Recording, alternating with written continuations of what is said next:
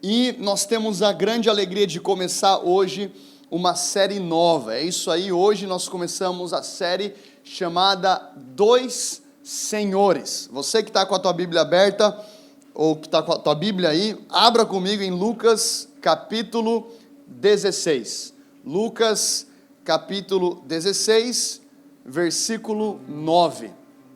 Lucas capítulo 16, versículo 9.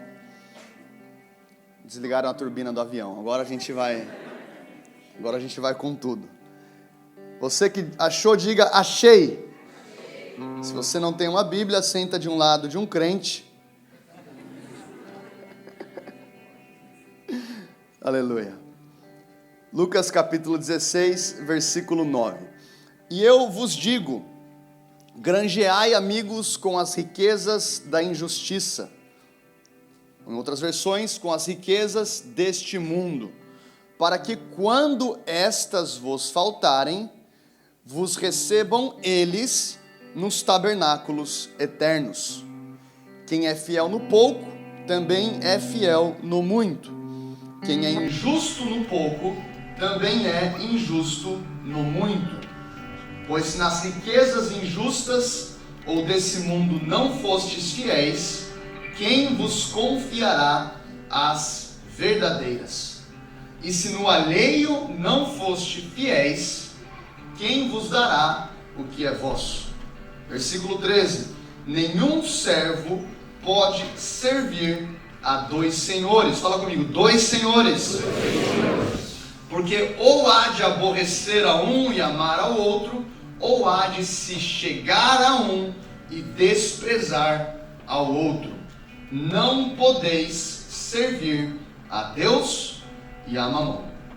Senhor Deus, nós colocamos agora esta manhã diante de Ti e nós oramos agora para que o Senhor venha falar conosco através da Tua santa palavra. Espírito Santo, o Senhor é totalmente livre no nosso meio. Senhor Deus, eu oro agora, envia os Teus anjos ministradores aqui nesse lugar. Que nós possamos sentir a Tua presença, que essa manhã seja também uma manhã de libertação, que o Senhor possa nos levar para mais perto da Tua presença. Em nome de Jesus, e todo o povo diz: Amém. Amém. Amém. Eu lembro quando uns 5 anos atrás eu participei de uma série de finanças pela primeira vez, lá na Zion Church em São Paulo. E eu confesso que quando eu cheguei na igreja, e aí na época o pastor Teófilo Hayashi disse: hoje a gente começa uma série de finanças. Naquele momento eu já falei assim: lá vem essa série de finanças, vamos falar de dinheiro. E a verdade é que existe um preconceito muito grande na igreja evangélica. Eu sei que não é só no Brasil ou só em Portugal, eu diria que é no mundo inteiro, quando a palavra dinheiro é abordada. Porém, no momento em que eu assinei lá o convite de Jesus para ser pastor, a minha obrigação, o meu vínculo com o Senhor é: Senhor, eu vou pregar a Tua palavra. Ontem nós tivemos o workshop Raízes. Teve alguém que estava no workshop Raízes ontem? Tá, vamos fazer barulho aí para a galera que estava lá no workshop Raízes. Tivemos umas 70 pessoas lá conosco e falamos de um dos valores da casa. E um dos valores da casa é biblicamente embasado, ou seja, nós somos uma igreja que prega a palavra de Deus. E quando nós começamos a estudar um pouco sobre finanças na Bíblia, é interessante que apenas Jesus, perceba isso, apenas Jesus mencionou sobre dinheiro 90 vezes. Dos 107 versículos do Sermão do Monte, 22 falam de finanças. Presta atenção nisso. 24 das 49 parábolas de Jesus falam de dinheiro. Por exemplo, quando a gente fala da palavra talento, que o Senhor deu talento aos seus servos. O talento era um dinheiro naquele tempo. A gente fala talento, meus dons, o meu chamado, meu talento é cantar. Quando a gente vai estudar a palavra, o talento nada mais era do que dinheiro. A palavra dinheiro aparece 140 vezes na Bíblia. A palavra ouro aparece 417 vezes na Bíblia, a palavra prata aparece 320 vezes na Bíblia, e podemos contar aproximadamente 2.350 versículos sobre finanças. Diga uau! Para você ter um parâmetro aqui, a gente vai encontrar na Bíblia 500 vezes falando sobre oração, ou 460 vezes a palavra amor. É obviamente que eu não estou falando que dinheiro é mais importante que amor. O que eu estou dizendo é que é necessário falar de finanças. E por conta do tanto de abuso que já teve, talvez na igreja global, quando fala desse ponto, a resposta natural da nossa geração é: eu vou entrar numa reativa e eu não vou mencionar sobre isso, porque eu tenho receio de ser categorizado ou colocado no mesmo pacote daquele povo. Só que essa reação vai me afastar da palavra de Deus, e é por isso que nós temos uma geração que levanta a mão para cantar, que canta muito bem, que faz consagração, que entra em jejum, mas não tem uma cosmovisão bíblica. E aqui nós iremos falar de finanças. E é interessante que quando Jesus ele conta essa história, ele conta essa parábola, ele traz esse ensinamento, ele fala assim: nenhum servo, repita isso comigo, nenhum servo pode servir a dois senhores. Não podeis servir a Deus e a Mamon. Olha que interessante, Jesus coloca aqui na categoria de senhor, obviamente um senhor com S minúsculo, Mamon. E as Bíblias mais contemporâneas, talvez você vai ver na tua Bíblia, a palavra mamon não aparece, vai aparecer a palavra riqueza. Quem que tem na tua versão a palavra riqueza? Tá, tem alguém que tem dinheiro também na tua versão? Tá, então você vai ter, se você for ver aqui a Bíblia mais moderna, ela vai ter talvez riqueza, ela vai ter talvez a palavra dinheiro, mas eu creio que isso não expressa fielmente aquilo que Jesus quis dizer. E a gente vai mergulhar um pouco nesse assunto hoje, porque a pergunta é, quando você pega o texto original, a palavra utilizada aqui foi mamon. Então a palavra mamon, o primeiro ponto que eu tenho para você hoje, nessa série, os próximos 3 cultos, a gente vai falar de finanças. Enquanto eu orava por essa série, na verdade essa manhã, enquanto eu me arrumava em casa, o Senhor falou comigo: 2 coisas poderosas vão acontecer durante essa série. Eu falei: amém, Senhor. O que vai acontecer? Uma graça para quitação de dívidas. Então já vai recebendo aí no teu espírito, e uma graça para promoção. Você que está orando por portas abertas, por novos empregos, eu creio que durante essa série Deus vai abrir portas. Então a primeira pergunta, o primeiro episódio dessa série é o Senhor Deus versus Senhor Mamon. A primeira pergunta que eu tenho para você hoje é: quem é o Senhor Mamon? Quem é o Senhor Mamon? E não sou eu que estou a falar aqui de Senhor Mamon, quem falou de Senhor Mamon é Jesus. Jesus diz: vocês não podem servir a 2 senhores. Então ele coloca aquela palavra mamon na categoria de senhor. Vamos então mergulhar um pouco no entendimento do que é mamon. Mamon não é riqueza, mamon não é dinheiro, mamon era um falso deus dos sírios e dos babilônios. O que era Mamon então? Era o deus da prosperidade, era o deus da riqueza. Você vai ver que então os estudiosos, os teólogos começam a dizer que Mamon, ele surge, o centro dele, o nascimento dele, no próprio DNA de Mamon está Babel. Qual que é o entendimento de Babel? É quando o homem olha para o outro homem e fala assim: nós podemos chegar ao céu, nós podemos chegar ao topo, nós podemos chegar à eternidade, nós podemos chegar lá em cima. A gente tem que se juntar, a gente tem que ter uma estratégia e a gente vai conseguir. Então é um espírito orgulhoso que vai se opor contra o senhorio do nosso Senhor. Então quando nós estamos falando de Mamon, essa palavra vai se referir a um deus dos babilônicos e dos sírios. Então é verdade, a gente tem que entender que Mamon, ele promete coisas que só Deus pode nos dar. Isso aqui é muito importante você entender. Mamon, ele vai prometer coisas para você e para mim que apenas Deus pode te dar. Ele vai prometer identidade. Ele vai falar assim, ó, se você tivesse um pouco mais de dinheiro, você seria mais feliz. Vamos ser sinceros aqui, quem que já pensou nisso?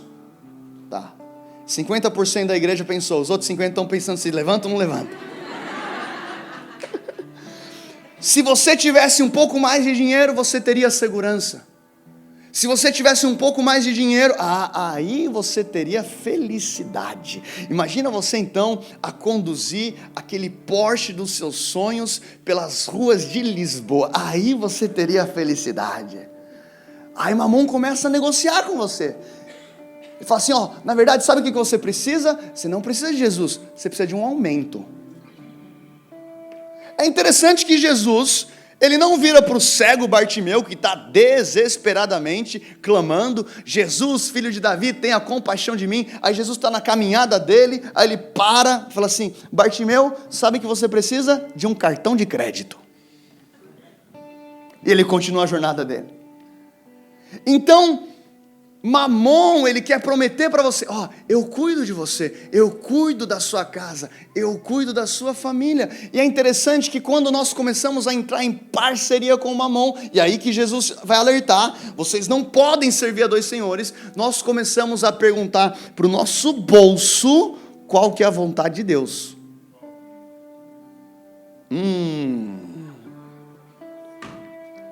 É interessante que eu lembro que quando o Senhor falou assim, Eduardo, eu vou acelerar o teu casamento, né? Porque eu já namorava a Kristen, eu ainda não era noivo. Eu confesso que eu entrei lá no Google para ver quanto que custava uma aliança de diamante, porque eu queria honrar a cultura americana, e quando eu vi o valor, eu falei assim, louvado seja o nome do Senhor.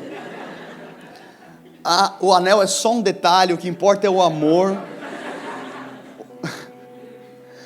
E o Senhor falou assim, Eduardo, eu quero acelerar o teu casamento. Eu falei, Deus, se o Senhor acelerar bem acelerado, eu caso, sei lá, em uns 11 anos. Naquele dia um amigo me liga e fala assim, Eduardo, eu fui promovido. Eu falei, amém, eu tô com um problema. Eu falei, qual que é o problema? Eu tive um aumento bem significativo. Eu falei, que problema? E eu estava orando e falava, Deus, o que eu faço com esse aumento? E o Senhor falou para mim, esse aumento é para o Eduardo comprar a aliança de casamento da Kristen. Ele falou assim, eu sei que ela é americana, então eu quero honrar a cultura americana, compra a aliança com o diamante que ela quiser e pode deixar que eu pago. Sabe quando você fica no telefone assim, é verdade, não é verdade? Tipo assim, em que momento que chega a pegadinha, né? Que momento que você vai falar que é brincadeira? Quais são os termos? Deixa eu ler esse contrato direitinho. Ele não fica tranquilo, só compra, pega o valor no site, me manda, eu vou depositar, tá tudo certo. Quando ele me liga para falar isso, o Senhor fala assim comigo, não é ele que está a acelerar o teu casamento, é você, também não é, é o Senhor, sou eu. E é interessante que um pouco antes disso, eu estava em uma agenda lá no Brasil, num congresso, e eu tinha recebido um relógio de presente de um pastor. Eu fui pregar em Brasília, depois eu ia para Vitória, 2 cidades no Brasil. E aí quando eu peguei aquele relógio, eu não entendo muito de relógio, coloquei o relógio no pulso, aí eu voltei para São Paulo, aí o Teófilo olhou para o meu braço e falou assim, onde que você arranjou esse relógio? Eu falei, pastor, eu não estou roubando.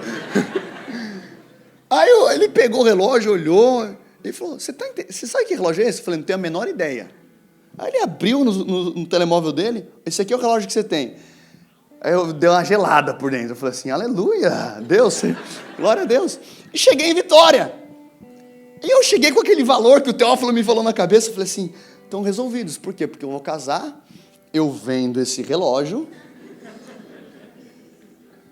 Estou sendo sincero aqui, tá, pessoal? Eu vendo esse relógio, eu vou fazer tanto.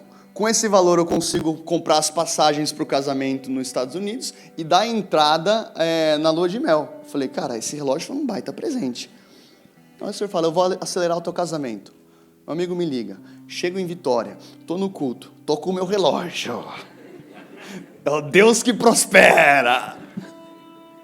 Estou preparado para pregar a palavra. E a palavra era o quê? O Kairos de Deus. É o tempo de Deus para a tua vida. É o tempo de Deus para a tua jornada. É o tempo de Deus. Acaba o culto, aquele mover. Eu estou profetizando para o pastor. É o tempo de Deus na sua vida. Eu olho para o relógio e o Espírito Santo fala, é para ele. Arreda-te de mim, Satanás. Tu que és pedra de tropeço. O Senhor fala, entrega para ele. É o tempo de Deus na vida dele. Esse relógio, você é apenas o mordomo, entrega para ele. Eu falei, não. Amém. Aí eu terminei o culto, a gente está conversando, e aí quando eu olhava para o relógio, já dava um aperto no coração.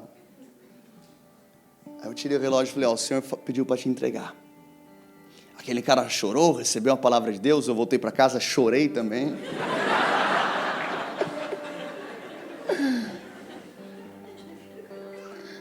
Aí o pastor Teófilo me liga, sem saber de nada. Eduardo, seguinte, estava em oração aqui, e o Senhor falou comigo e com a pastora Júnia. Eu falei, amém? O que ele falou?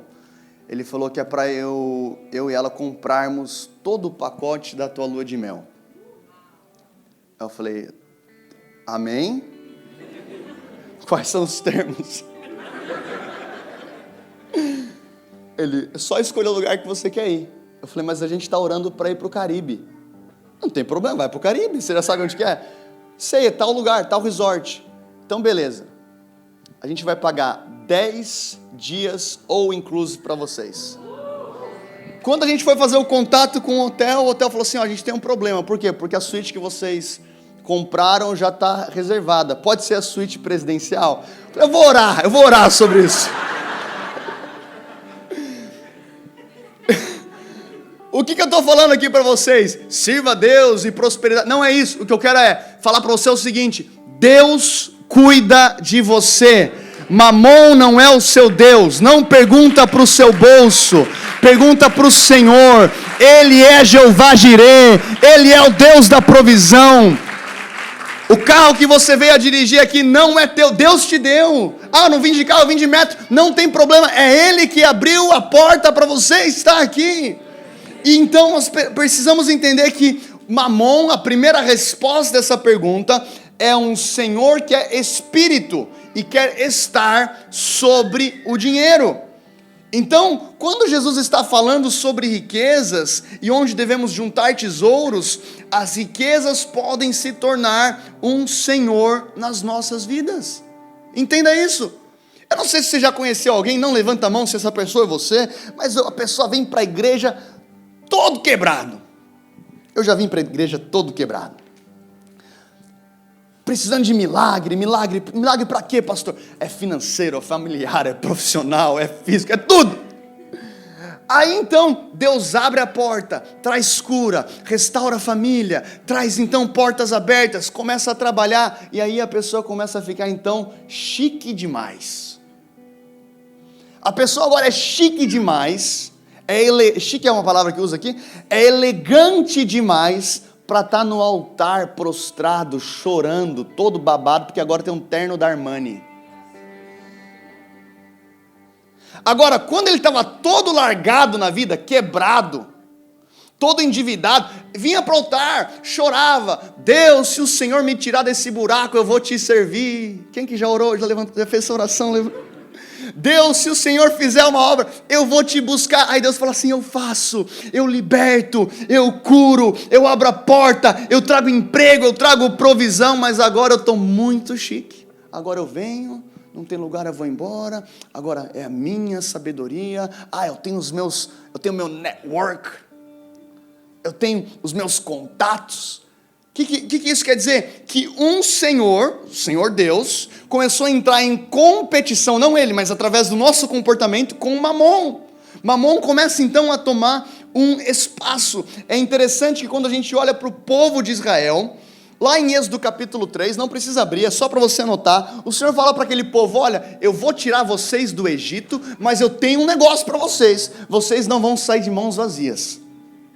Vocês vão pedir o ouro e a prata e as joias para os egípcios, e aí então o povo de Deus sai da escravidão do Egito rumo a Canaã, rumo à terra prometida, com ouro, com prata e com joias. E aí tem um certo momento que Moisés, ele sobe no Monte Sinai, e ele começa a orar, ele começa a ter o encontro dele com Deus, ele começa a buscar o Senhor, e o Senhor começa a trazer as leis, trazer a constituição do reino de Deus para aquele povo, e de repente o povo que estava lá embaixo começa a ficar inquieto. O povo que estava lá embaixo começa a ficar, meu Deus do céu, mas está demorando, Moisés está demorando, Moisés está demorando. Eu sei que ninguém fica inquieto aqui quando Deus demora a agir na sua vida, né? Mas Moisés está demorando, está demorando. Aí ele fala assim, Êxodo 32, versículo 3, então todos tiraram os seus brincos de ouro e os levaram a Arão. E ele os recebeu e os fundiu, transformando tudo num ídolo, que modelou com uma ferramenta própria, dando-lhe a forma de um bezerro. E então disseram, eis aí os seus deuses, ó Israel, que tiraram vocês do Egito. Olha que coisa mais impressionante. Aquele povo, pela demora do mover de Deus na vida deles, a aparente demora, eles fazem um acordo. Vão pegar então o ouro, a prata, os brincos, as joias que Deus nos deu, e a gente vai fundir, e a gente vai fazer um bezerro de ouro, e então quando aquele bezerro de ouro está pronto, eles apontam para aquele bezerro, e eles dizem, eis aí o Deus que vos tirou do Egito. O que mostra para mim esse texto? Que facilmente nós podemos substituir o Senhor de Israel pelas riquezas que Ele nos dá.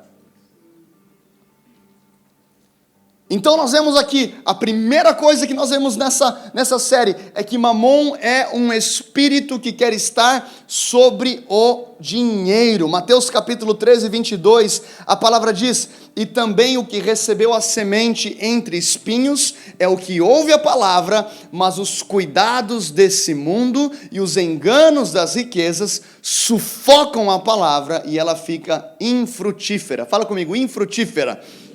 Então a gente vê aqui alguém que ouviu a palavra, recebeu a palavra, pode ter caído na unção, mas os cuidados nesse mundo e o engano das riquezas. O que é o engano da riqueza? É mamon. Eu cuido de você, eu trago proteção, eu trago provisão, eu cuido da sua casa. Segundo ponto que eu vejo nesse mesmo, no nosso ponto 1, quem é o Senhor Mamon? É um senhor que está sempre à procura de servos. Entenda isso. Se existe um senhor, ele tem servos. E Mamon está sempre à procura de servos. É por isso que Jesus diz, nenhum servo pode servir a dois senhores. Porque ou há de aborrecer a um e amar ao outro, ou há de chegar a um e desprezar ao outro. Não podeis servir a Deus e a Mamon. De fato, Jesus está dizendo, é possível servir a Mamon. Mamon está em busca de servos. E quando a gente olha para a igreja, eu quero fazer uma afirmação aqui, e talvez você não vai concordar, não tem problema, tem muitas outras igrejas saudáveis em Portugal, mas uma coisa que a gente tem que entender, a teologia da prosperidade vem de Mamon. Ah, pastor, mas está na igreja e não sei o quê. Pode estar na igreja, mas vem de Mamon. Por quê? Porque a teologia da prosperidade vê Deus como um meio para atingir riqueza. Então, a parada da teologia da prosperidade qual que é? Traga aí o teu dízimo, traga a tua oferta, participe da campanha e Deus vai te prosperar. Isso é verdade que Deus prospera, sim ou não? Nosso Deus ama prosperar, sim ou não? Ele é um pai bom, sim ou não? Sim. Agora, qual que é a motivação da teologia da prosperidade? Não é a presença de Deus, é a presença de um bolso cheio. Existe uma diferença, e nós falamos muito isso aqui na Zion Church, da teologia da prosperidade e da prosperidade do reino de Deus. A teologia da prosperidade vê a presença de Deus como um meio para atingir riqueza. A prosperidade do reino de Deus vê riqueza como um meio do cumprimento do propósito de Deus na tua vida. Por que o povo de Israel recebe ouro, prata e joia e pedra preciosa para andar 40 anos no deserto? Para pensar. Por que eu tenho prata e ouro e joia, e aí eu tenho que montar tabernáculo e leva mala de ouro? Quem gosta de crossfit, o crossfit nasceu aí. Pega ouro, abaixa, levanta, anda, monta tabernáculo. Fico pensando, por que ouro e prata? Tipo, Deus, vamos falar o seguinte, vamos combinar o seguinte, vamos chegar em Canaã, quando chega em Canaã, o Senhor nos dá ouro e prata, porque 40 anos no deserto andando com ouro e prata, parada é difícil. Agora a verdade é a seguinte, com ouro e com prata no deserto, você não tem muita opção. Você não pode passar no shopping Vasco da Gama. Você não pode chegar na Zara. Você não tem o que comprar com ouro e prata no deserto. Você está no deserto, meu irmão. A verdade é, com ouro e prata no deserto, você tem duas opções. Ou você constrói um bezerro de ouro, ou você constrói um tabernáculo. Então, a prosperidade do reino vê riqueza como cumprimento do estabelecimento do reino na sociedade. E eu não falo aqui apenas da igreja, da tua casa, da tua família, da tua vizinhança. Outra coisa que eu vejo nesse texto, que Mamon é um senhor que quer tomar o lugar de Deus. Anote isso, Mamon é um senhor que quer tomar o lugar de Deus. Ele vai falar, se você tivesse mais dinheiro, as pessoas iriam te escutar mais. Se você tivesse mais influência, o carro do ano, você seria mais aceito. Se você morasse numa casa maior, você seria mais importante. Se você tivesse mais dinheiro, você poderia ajudar mais pessoas. Isso é Mamon. Jesus não precisava de dinheiro para ajudar pessoas. Eu não estou falando que às vezes você não vai dar uma oferta para alguém, ajudar alguém, comprar algo para alguém, mas não é o dinheiro que soluciona aquele problema, é Deus que te motivou a usar o dinheiro como ferramenta de abençoar outra pessoa. Vocês estão comigo? Então Mamon, ele quer tomar o lugar de Deus. E aqui eu quero trazer um pouco de sinais que eu posso estar debaixo da influência de Mamon. Você está preparado? Sim. Sim ou não? Sim. Tá. Não ouvir isso e falar assim, meu Deus, o meu irmão tinha que ouvir isso. Tipo assim, cadê ele? Será que ele está aqui hoje? Fala assim, Espírito Santo, som do meu coração. Vê se tem alguma coisa que precisa ser reajustada, reformada. Então, o primeiro sinal que eu quero falar aqui, quando eu só penso em dinheiro. Então, quando eu só foco naquilo que eu não tenho ou aquilo que eu quero ter. Esse é o mesmo ponto, quando raramente eu estou contente com aquilo que Deus já me deu. Então um dos sinais que eu estou debaixo da influência de Mamon é quando constantemente estou pensando, eu já tenho ali de repente uma roupa, eu já tenho de repente uma casa, ou de repente um carro, mas eu sempre estou pensando, qual que é o melhor? Qual que é o próximo passo? Qual que é o próximo nível? Como se o próximo nível fosse me trazer contentamento, mas a verdade é que eu e você podemos estar contentes hoje, em Jesus, independente da situação que você está a passar. Aleluia! Segundo sinal que eu posso estar debaixo da influência de Mamon, quando frequentemente comparamos a nossa situação financeira. Várias vezes eu já me peguei fazendo isso. Eu lembro, tipo assim, mas eu lembro na faculdade, você está em qual estágio? Estou em tal estágio. Tá, mas só para saber, quanto que eles pagam nesse estágio mesmo? Então eu esqueço daquilo que Deus está fazendo na minha vida e eu começo a me colocar numa rota de comparação com as outras pessoas. Então eu vejo alguma coisa, uau, quanto será que ele pagou nisso? Quanto será que foi essa casa? Quanto que foi esse carro? E eu então fico constantemente me comparando. Terceiro sinal que eu posso estar debaixo dessa influência, quando fazemos das nossas posses uma afirmação aos outros. Faz sentido isso? Tipo, agora eu tenho o carro. Eu vi uma onda de pessoas, de multimilionários, você vai ver comprando carro caro, postando o carro caro na internet. O que é isso? Carência na alma. Isso tem um nome. O nome disso é falta de identidade. Então, tem uma falta de identidade tão grande que esse carro vai afirmar quem eu sou. Você quer fazer um teste? Pergunta para alguém quem você é. Quem você é? Ah, eu sou, sei lá, eu sou jogador de futebol, eu sou advogado, eu sou pastor. Não. Isso é o que você faz. Ah, quem você é? Ah, não, eu sou professor universitário, não sei o quê. Não, perguntei quem você é, não o que você faz. Quem você é? Eu sou filho. Eu sou um embaixador do reino de Deus. Eu sou filho de Deus. Eu tenho uma esposa, eu tenho uma família, eu sou um pai de família, eu sou um pai. É isso que você é. O que eu quero falar para você, essa manhã, o que você é mais importante do que o que você faz. O que você é mais importante do que você tem. E Mamon quer afirmar sua identidade. Eu quero falar para você, quem afirma a sua identidade é Jesus. Aleluia! Um dos sinais que eu estou debaixo da influência de Mamon, quando é difícil dar ao Senhor e ao próximo com alegria. A palavra de Deus diz, e a Kristen leu isso na oferta, que Deus ama quem dá com alegria. Para pensar que eu posso participar da obra missionária sem alegria.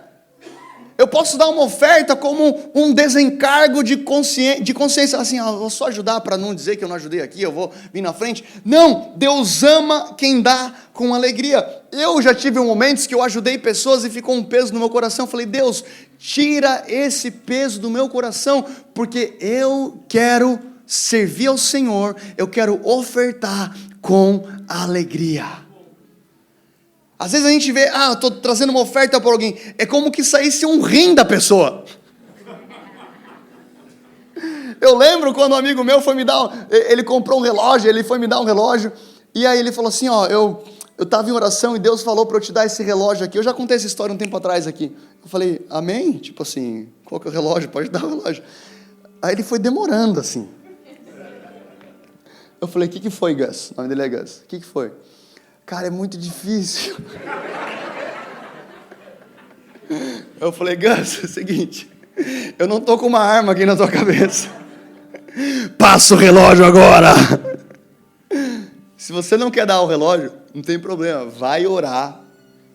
Cara, não precisa dar, eu não quero. Vamos fazer o seguinte, eu não quero esse relógio. Ele falou, não, é o seguinte, Eric, eu preciso te dar porque Deus está me libertando. Aí ele pegou o relógio, entregou o relógio. Deus está me libertando.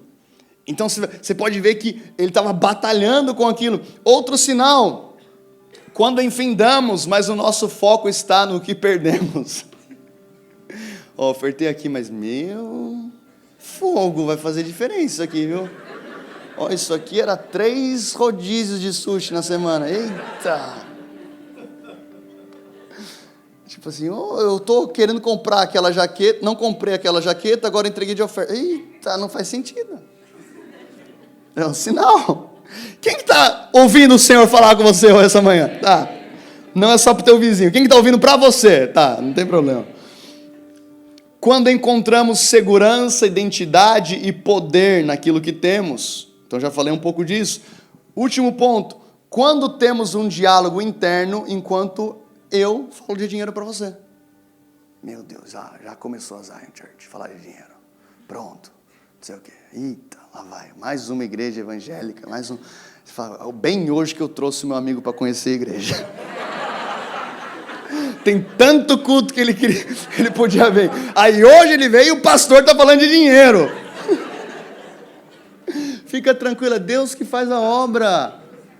é Deus que faz a obra. Outro dia eu preguei sobre, sei lá, o rei, não lembro o nome do rei, tipo uma pregação que não é evangelística. Quem aqui quer aceitar Jesus? Bum, levanta um cara para entregar a vida para Jesus. É Deus que faz, a hora que Ele quer, do jeito que Ele quer. Deus é Deus.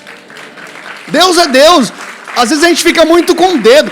Não vou falar de finanças, eu não vou falar de família, eu não vou falar de sexualidade. Prega a Bíblia que vai dar certo. Prega a Bíblia que vai dar certo. Segundo ponto da mensagem de hoje. O dinheiro então, ele é bom ou mal?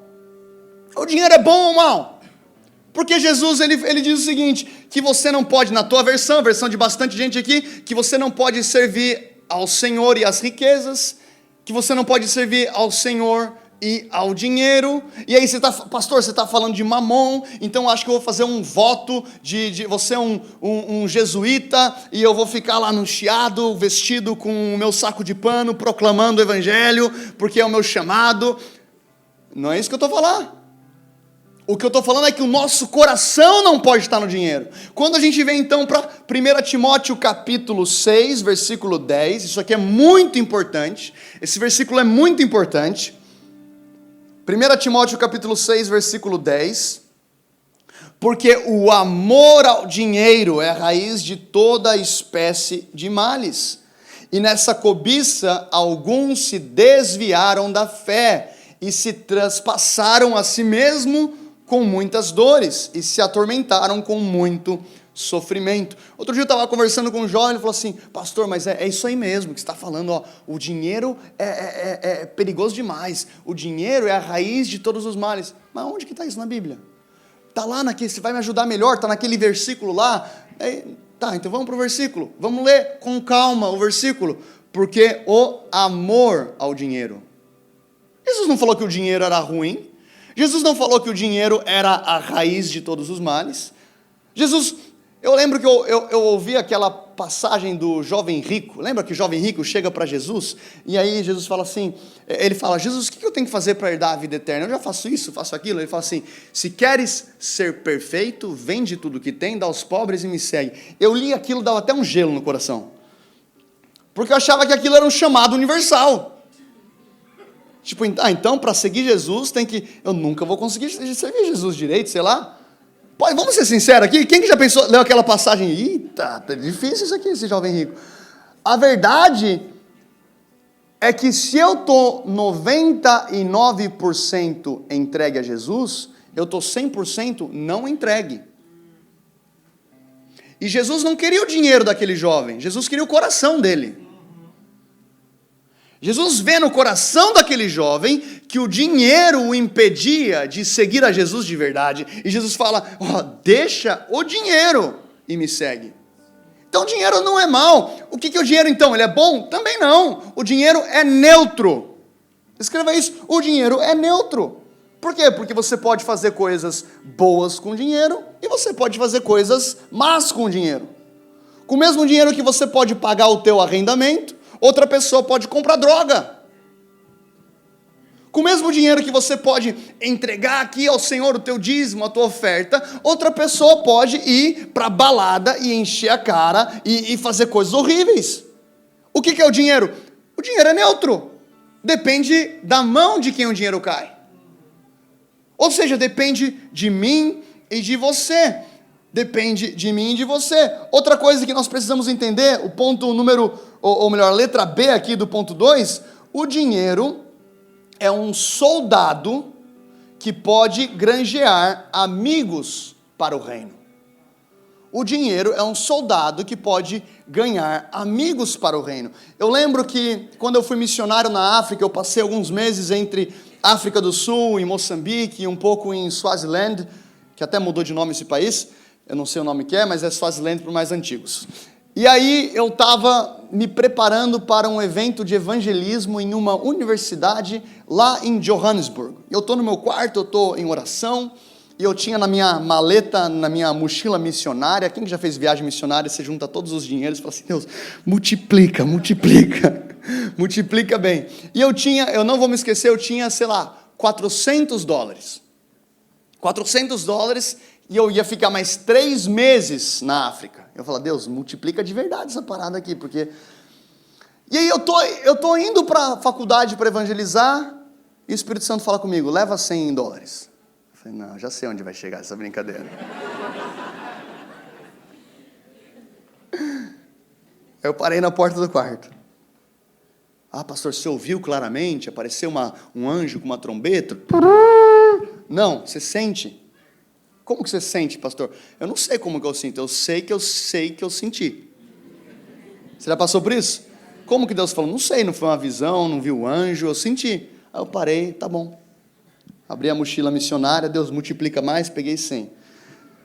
Tá, eu vou jantar, vou fazer alguma coisa, vou comprar alguma coisa lá, beleza, vou levar, vou estar preparado. Eu estou evangelizando, aí eu entro, era uma universidade que tinha uns dormes, tinha uns quartos, eu começo a pregar para um jovem, na entrada, no hall do prédio, a gente entra no quarto dele, eu começo a orar por ele começa a chorar, ele começa a contar, olha, o meu pai divorciou da minha mãe, cara, a gente está passando por uma dificuldade muito grande, e eu não tenho nem como pagar a faculdade, não tenho nem como pagar o aluguel aqui, o arrendamento desse quarto. E eu já falei assim, já sei onde você vai chegar. Porque eu perguntei, o que mais eu posso orar por você? Ele entregou a vida para Jesus, eu falei, o que mais? Aí ele começou a abrir. Eu falei, Deus, mas esses $100 aqui, não vai nem fazer cosquinha na necessidade que ele tem. E eu, Senhor, tenho uma necessidade. Eu sou missionário da África aqui, e a igreja, eu tenho necessidade. O Senhor fala assim, talvez não faça cosquinha, mas é a semente que ele precisa para prosperar. Eu falei, Deus, mas... E a verdade, meu irmão, é que Deus vai fazer. Comigo ou semigo, Ele vai fazer. A pergunta é, se eu não entrego para Ele, meu irmão, não é que Deus assim... Ô Gabriel, vamos mudar de plano aí, porque não sei o que a gente vai fazer agora, viu? Agora complicou o plano de avivamento aqui para a África do Sul. Meu irmão, Deus vai fazer. Agora o ponto para mim e para você é, Deus, eu quero fazer parte disso. Aí eu entreguei aquela oferta, eu falei, cara, Deus vai prover na sua vida, Deus é bom, Deus vai multiplicar na sua vida, orei pelo jovem, volto para casa, tipo assim, Deus, amém, voltei com alegria, para ser sincero, eu voltei com alegria. Aí no outro dia eu recebo um e-mail de um empresário de São Paulo, ele fala assim, querido pastor Eduardo, eu estava em oração aqui, e o Senhor falou para te sustentar aquilo que você precisa até você terminar a tua jornada na África. Você pode dar uma salva de palmas a Jesus?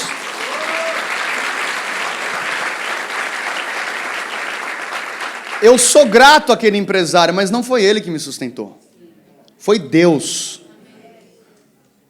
Por quê? Porque a nossa dependência não está em pessoas, está em Deus. Talvez alguém já ajudou você na sua vida e deixou de te ajudar, e você ficou abalado. Eu quero falar para você, a tua confiança não vem dessa pessoa, vem de Deus. É a mesma coisa de Elias receber alimento do corvo e ficar assim, corvinho, que bonitinho que você é. Corvo, eu sou muito grato a ti. Corvo, quanta gratidão. Meu irmão, o corvo é apenas ferramenta para Jeová Jireh abastecer Elias. Amém? Amém? Então, o dinheiro, ele é um soldado. Ele pode granjear amigos para o reino de Deus. É isso que a palavra de Deus diz. Lucas 16:9, nosso texto. Eu vos digo, granjeai ou captai, ganhai amigos com as riquezas da injustiça. O que é a riqueza da injustiça? É o nosso dinheiro. Ganhai amigos com a riqueza da injustiça, para que, quando essas vos faltarem, vos recebam eles. Eles quem? O dinheiro? Não, os amigos. Eles os recebam nos tabernáculos eternos. Você entende a profundidade desse versículo? Que a gente lê às vezes esse versículo com uma ótica diferente. A gente lê muitas vezes assim, faça amigos através do dinheiro. Tipo, Marcelo, você quer ser meu amigo? Eu tenho um pouco... Granjeai amigos com a riqueza da injustiça. Faça amizade através do dinheiro. Para quando esta faltar, ou seja, quando eu não tiver, ele vai se lembrar e vai se ajudar de mim. Não é isso que o texto diz. Faça amigos, expanda o seu relacionamento, expanda a sua família espiritual através do dinheiro que é um soldado. Quando essa vos faltar, quando que vai faltar? Quando você morrer. Billy Graham falava, você não vai ver alguém indo para um morto sendo enterrado com uma mala cheia de dinheiro. Quando essa vos faltar, eles o recebam nos tabernáculos eternos. O que é tabernáculo eterno, meu irmão? É eternidade. Então Jesus está dizendo aqui, vai ter gente que vai te receber na eternidade através daquilo que você financiou. Tem gente que está recebendo o evangelho aqui nessa casa porque tem dizimista fiel que está lá constantemente entregando ao Senhor, não a mim, não a liderança, não a Zion, ao reino de Deus, falando, Deus, esses 10% não são meus, pertencem a Ti, essa oferta é para Ti. Aí chega uma família lá que não conhece Jesus e bum, tem um impacto com a eternidade. Esse que teve um impacto com a eternidade vai te receber. Meu Deus! Aí Billy Graham dizia, missões são feitas de 3 formas: os pés daqueles que vão, os joelhos daqueles que oram e as mãos daqueles que investem. Esse é o nosso Deus, Ele está nos convidando como uma igreja generosa.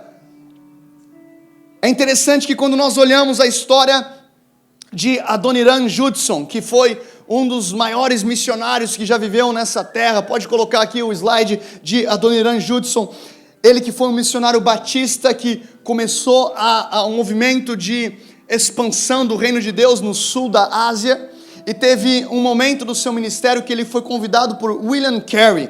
William Carey era um sapateiro britânico que foi fazer missões na Índia. Eles mandaram cartas então para Adoniram, e Adoniram foi junto com um homem chamado Luther Rice. E esse homem chamado Luther Rice, aqui que vai ser, você vai ver aqui à minha esquerda, ele foi junto com Adoniram para o sul da Índia. Eles chegaram em Calcutá, começaram a pregar o evangelho, e Luther Rice, ele teve uma experiência bastante negativa naquela viagem. Ele ficou bem doente, a viagem não foi muito bem para ele, e ele volta então para os Estados Unidos. Na volta dele, ele passa pelo Brasil, e quando ele chega nos Estados Unidos, ele chega a uma conclusão. Ele fala, Adoniram, eu nunca vou voltar com você para a Índia. Eu tive uma experiência bem negativa, eu levei aquilo diante do Senhor, e eu percebi que o meu chamado não era estar na Índia com você, mas o meu chamado era financiar o que o Senhor vai fazer naquela nação através da sua vida. E Luther Rice, ele passa o resto da vida dele investindo e recrutando empresários para financiar a expansão da missão batista na Ásia. A verdade é que a nossa geração já ouviu falar de Adoniram Judson. Poucos ouviram falar de Luther Rice. Só que eu creio que Deus vai colocar no nosso coração uma generosidade tamanha e um entendimento tamanho do que é dinheiro no reino de Deus, que quando uma alma é salva lá em Moçambique, através de uma missão que sem talvez você saber, você faz parte. Você que coloca lá no teu boletim, lá no teu envelope lá de dízimos e ofertas, você que coloca lá missões, alguém é salvo em Moçambique, talvez você nem saiba, mas um dia você vai chegar no tabernáculo eterno do Senhor, e vai estar um africano que vai te receber falando, olha, eu tive um encontro com Jesus através daquela finança que você investiu. Aleluia! Aleluia! E ponto número 3, o que fazer então com o meu dinheiro? Se o dinheiro é neutro, o que fazer com o meu dinheiro? Primeiro, a letra A aqui, seja um bom mordomo daquilo que tu já tens. Seja um bom gestor. Muitas pessoas falam assim, pastor, mas um dia, olha, eu gostei dessa mensagem aqui, eu achei essa mensagem muito importante, eu fui impactado no meu coração, um dia eu vou ser um empresário, eu vou ter muito dinheiro, eu vou ser um jogador de futebol, eu vou ser um artista, aí sim eu vou, conta comigo, vocês podem contar comigo, eu vou investir em missões, eu vou investir na igreja, não sei o que, não sei o que, não sei o que. Meu irmão, o ponto aqui é o seguinte, olha o que Jesus diz. Não é a minha opinião, não é o que eu acho, não é o que eu penso. Isso aqui são as palavras eternas do nosso Senhor. Quem é fiel no mínimo ou no pouco, também é fiel no muito. Quem é injusto no mínimo, também é injusto no muito. A verdade é que eu e você não podemos esperar a situação mudar. Salomão vai dizer em Eclesiastes: aquele que observa o vento, ele não semeia. Aquele que fica prestando atenção nas situações, ele não consegue semear. Agora, aquele que é fiel no pouco, Deus, hoje eu tenho, a minha entrada são 10 euros. Eu vou separar aqui, o primeiro euro é teu. Faz sentido? Deus, eu tenho 20 euros. Vou separar aqui os 2 euros para o Senhor, e eu ainda vou ter um coração generoso para ofertar. Por quê? Porque não são esses 20 euros que me sustentam. É o Senhor. Não tem a ver com a quantidade. Qual que foi a maior oferta naquele gasofilácio diante de Jesus? De uma viúva. Tem grandes pessoas dando grandes quantidades, aí Jesus vê uma viúva que dá algumas moedinhas, ele fala assim: essa deu mais do que todos, ela deu do que faltava, ela entregou o coração dela estava naquela oferta. E fica tranquilo que a gente, ao longo dessa série, a gente não vai ter ativação profética no final do culto, tá? Fica tranquilo, descansa, guarda a tua carteira, abre o teu coração, tá? Fica tranquilo, convida os teus... Não estou aqui fazendo um apelo. Não vai ter oferta. O que eu quero que a gente entenda é que precisamos ser bons mordomos. E aí o outro ponto, então, que nós vemos aqui: usa o teu dinheiro para povoar o céu e saquear o inferno. Tem um pastor que eu gosto muito de ouvir as mensagens dele, chamado Robert Morris. Ele conta uma história de uma pessoa que foi pedir a filha de um amigo dele em casamento. E era um pastor também. E fizeram aquele jantar, e aí de repente entra aquele jovem e senta na mesa, aquela situação meio awkward, meio estranha. Você que é pai de menina, tipo assim, nem pensa nisso, deixa passar bastante tempo. E aí aquele pastor, ele olha para aquele jovem, e a primeira pergunta é: você é fiel nos seus dízimos e ofertas? E aí o jovem do outro lado da mesa fala assim: mas você não quer me, tipo, não entendi a pergunta, você não quer me conhecer? Tipo, quais são as pretensões com a tua filha? Tipo assim, ele ficou meio sem graça. Aí o pastor explicou, ele falou assim: essa pergunta para mim é muito importante. Ah, pastor, por quê? Porque se você não for fiel com a riqueza injusta, como é que eu vou te confiar uma riqueza verdadeira?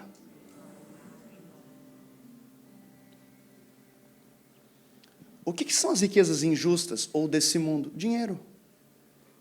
O que são riquezas verdadeiras?